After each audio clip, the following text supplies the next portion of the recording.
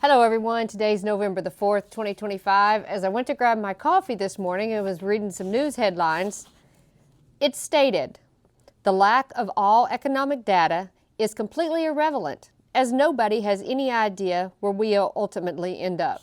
Well, except for God. God has that in control. I have a scripture I want to read to you later. But that's pretty much what it boils down to. I talk to you guys a lot of times throughout the day, and we have questions about what is going to happen next? Where does the stock market go? Where's gold and silver prices going to go? What should you do when it comes to AI? And really, you guys, if you look at the economic data, some of it doesn't even make sense. So let's talk about some of this. Hello everyone, welcome back to the channel. This is Financial Prepper and I am Stacey.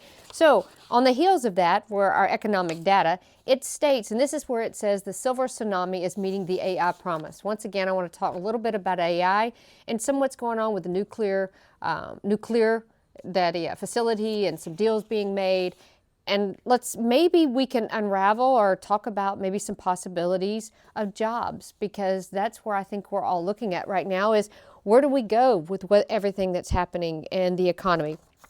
So Joe Davis presents a compelling case. He says 16 million Americans will retire by 2035, creating economic headwinds for fewer workers and higher fiscal pressures. His solution? AI. He said AI productivity gains that could boost GDP growth to 3% in 2030s by saving 43% of time on work tasks. Okay, now this all sounds great, right? If we can actually implement this. The question is, it says not whether AI can generate the productivity. It's saying that technology can. The question is whether our social and institutional systems can adapt fast enough.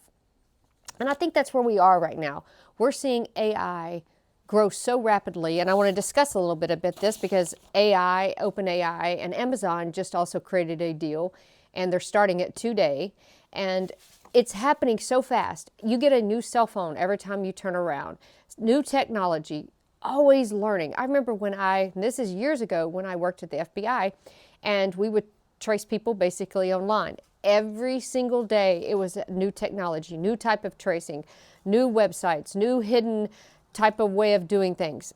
You guys, I can't even imagine what it is today. It grows by leaps and bounds every single day, and that's what we're up against. So it talks about right now the scale and speed of AI, and also related to energy. I want to touch on that too, because I think there might be a couple job opportunities. It said the rollout is staggering. OpenAI just agreed to a $38 billion deal with Amazon.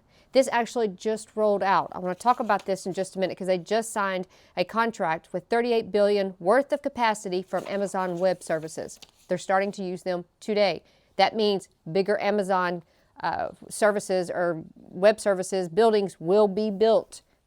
Maybe a job opportunity somewhere in your area. But it says it is happening so fast. The EU can't even figure out what to do with ChatGPT. And that doesn't mean creating one. That means just regulating the existing version. If you look at what's happening also in our society, we're struggling of how to deal with it. There's been obviously some bad things that have happened through AI, suicides. So they're trying to put regulations and guidelines. The government doesn't even know how to regulate that. At the end of the day, who controls AI actually controls what we see. Will it change history? That's something I've been pondering on lately. There's a movie that came out called The Disciples off the Angel network streaming software, and talking about where it basically changes the language of the Bible. Now, we all say that's far-fetched, but could it happen? If you look at AI right now, if you do a Google search right now and it pops up AI generated, it's telling you based on what someone has put in. Who puts that in? What's the moral compass on that? Tucker Carlson did a great interview with Sam Altman on this. Don't necessarily agree with Sam Altman, but I applaud Tucker Carlson for getting him on and asking him these direct questions. Because, yes, I do think there will be an AI bubble that will probably burst just when it comes to the stocks. But AI is here. It is.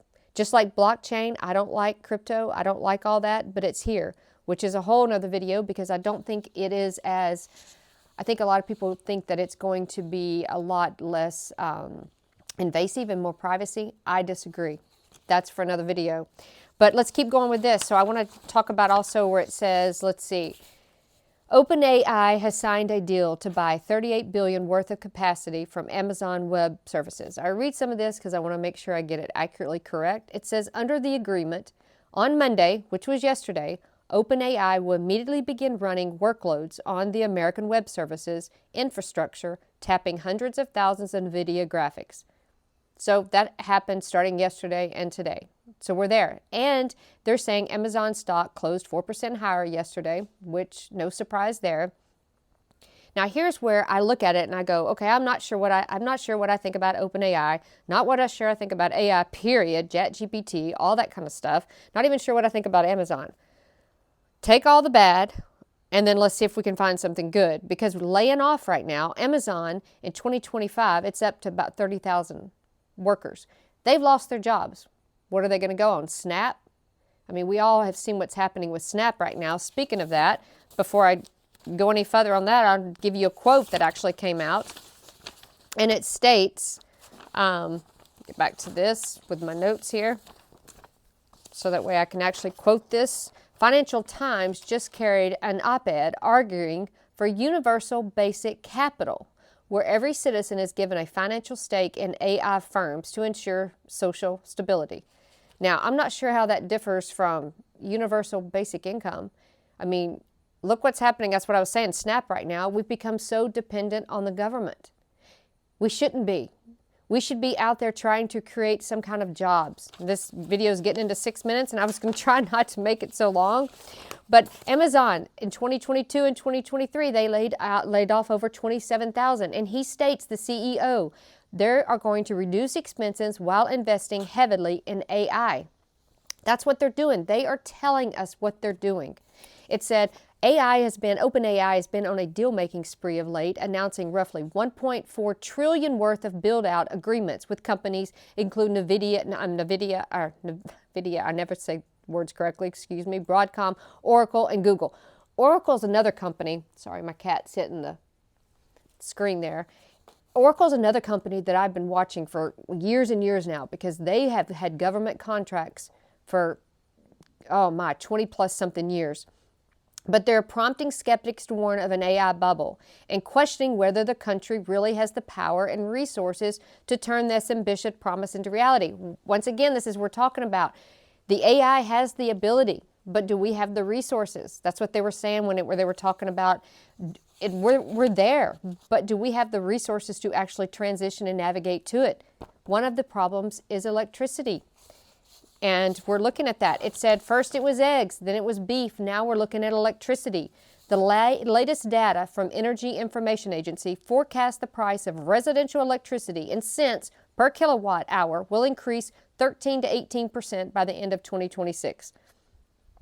As you guys have all seen lately, our electrical bill has gone up. I know a lot of you guys, the electrical bill has gone up because they are already putting these data centers in place and they are using a lot of the electrical grid. And then we have all these new subdivisions. I was talking to someone about that the other day. They live in a subdivision. A lot of subdivisions now are having generators because their electricity goes out a couple times a month because our grid is overtaxed. That's another thing that we're having to look on. And you guys, I know it's all gloom and doom, but if we can maybe take this and say, okay, is there a job opportunity here?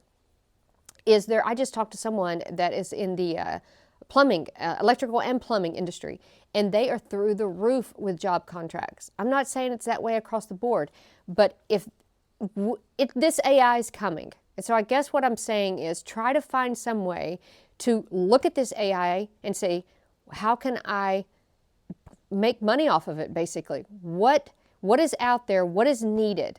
I'm not agreeing with all this AI, and especially not with this national ID and all this tracking, all that kind of stuff. I am not. I try to stay off the grid as much as possible. As you guys know, I don't even have a national ID, but some of this stuff, you have no choice. You've got to either try to figure out this AI or you're going to be left behind. Just like Blockbuster, just like so many different companies got left behind because they did. The trucking industry, they're right there on the verge of it. If they do not step up and realize AI, electronic vehicles, and all that is going to affect the trucking industry, even though gas prices are down. I'll get on a rant there. But it says the primary factors for unprecedented electricity demand, as we all know, it's AI, artificial intelligence, and the cloud computing data centers. Now, they're supposedly going to get smaller, but we have no idea how much longer that will be. Electronic vehicles also. Increased air conditioner use due to rising temperatures, and I'm not going to get into that because ours I don't think is actually increased because of that. It's just because the cost has increased. I even asked them to break it down because we're on a smart meter. I tried to put that off also, but we have one. So I made them break it down for me based on last year. They could not prove to me that my consumption had increased. However, my price had almost doubled. I actually made them put a note in my file and filed a complaint because they could not prove to me. Now, I don't know if it'd do any good. It spent me an hour on the phone, but I did it because I think that's something that I need to do. I need to document. I need to put it in my file. Speaking of that, I'm going to do a video in the next couple weeks where you have to sometimes fight back. I have to go to court actually Thursday. Sometimes you need to stand up. It's not always fun, but sometimes you need to do what's right. Anyway, that's for another video also. Trump administration strikes $80 billion nuclear reactor deal with the Westinghouse. They have signed a $80 billion deal with this giant Westinghouse company. Now, I looked them up. I wish they were American-based. They're not. They're Canadian-based, but at least they're not from China. And they say that it's going to create tens of thousands of jobs, including over 100,000 associated with construction. There you guys go. Look, I'm not saying, once again, this might be a job opportunity. The firm said that each of its 2 units are going to create and sustain $45,000 manufacturing and engineering jobs in 43 states. So look this up, you guys. Westinghouse. Look them up. Google them. See if there's a site near you. See if there's a job opening near you. You might have to drive 45 minutes, an hour and a half, 2 hours, but it might be something worth looking into. So AI is here. Like it or not, that is where we are. And my piece of paper dropped, sorry. On the heels of that, I want to read a scripture that I came across this morning. I love Proverbs, as you guys know, if you followed me for any length. Me and Chris and I, proper English. But it said, this is Proverbs 2:7. He stores up sound wisdom for the upright. He is a shield to those who walk in integrity. And if anything right now in our society, when you turn on the news and you see what's going on, which, by the way, today is election day. I hope you get out and vote. We need a shield. We do. We need integrity. We need to know what to stand for, how to stand, where to stand. And I think that is where we are right now as a society. So that being said, you guys keep learning, keep researching, keep standing up for what is right. And Chris and I both say you guys have an awesome, awesome day. This video ran way too long, but I will see you in the next one. Bye.